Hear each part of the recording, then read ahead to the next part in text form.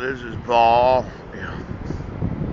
Thinking about all the top secret decision making of all of those that have very high security clearances. Yes. You know, those that decided that they were going to abduct my sons and they were going to help my wife do that. Yeah. Made arrangements for them to travel on 4th of July weekend of 2011. Yeah. Made arrangements for all the body doubles and the imposters and whomever else it was that's been having some sort of effect on my sons for the last 6 years. Yeah. Somehow I think that well, I know the forgeries are real because I've looked at the signatures and they're not Heidi's signatures. Excuse me. Yeah.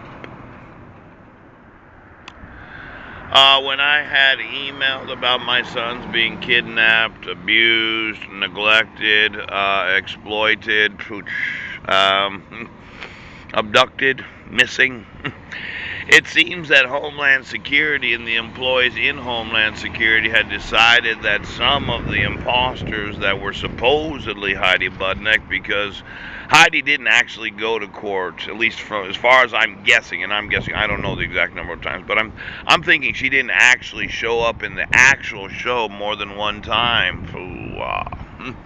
Now, if you look at all the motion hearings for the last 6 years, every temporary order of protection motion hearing, every one of the sealed statements from Heidi or a body double. If you look at every time that someone appeared as if they were Heidi Budnick that had signed a forged signature, pooch, you're probably looking at 30, 40 different instances where it was not the actual person, Heidi Lee Budnick, that was appearing in court. Now, I'm sure that the Clallam County Sheriff's Department would have gone through every document.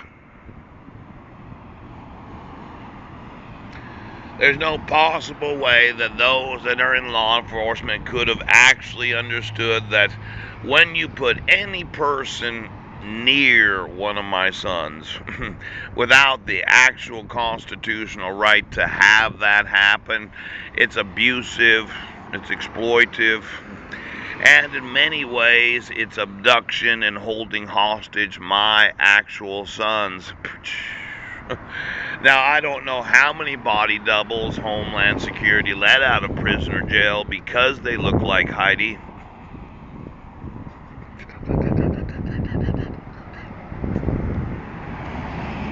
I don't know that. But I'm thinking for every person that had any close proximity to my sons could have spoke one word to them. They could have said, "Hi, I look like your mother, but I'm not your actual mother." That's emotional damage, trauma, for whatever. You know, any person that even resembled Heidi that might have spoke to or touched my sons that is not actually their mother. I'm thinking $254 billion, $100 million. Now, I'm going to want the security clearances of any and all people that have been anywhere near my 5 sons for the last 6 years. I'm going to want to know every word that they have had to hear from any person. And if any of them were state employees, county employees, city employees, when I as a father wouldn't have allowed anyone to talk to them,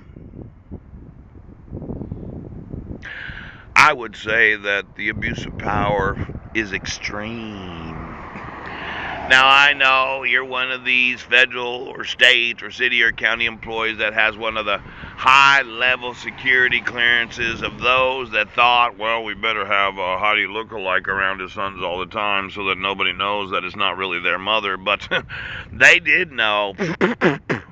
Now, they've always had just one dad. I don't use any body doubles. As you can see, there's nobody around me that looks like me. Yes!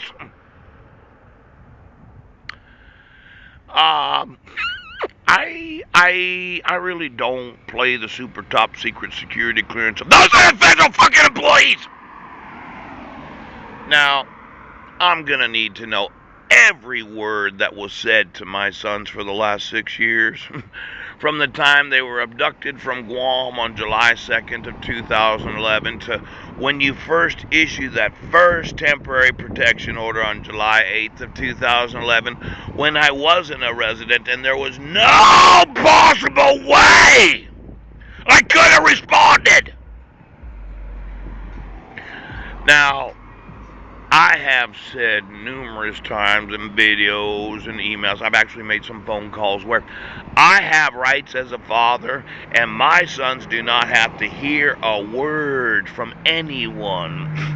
Now, when you don't enforce the rights of the father, it's abusive to the sons.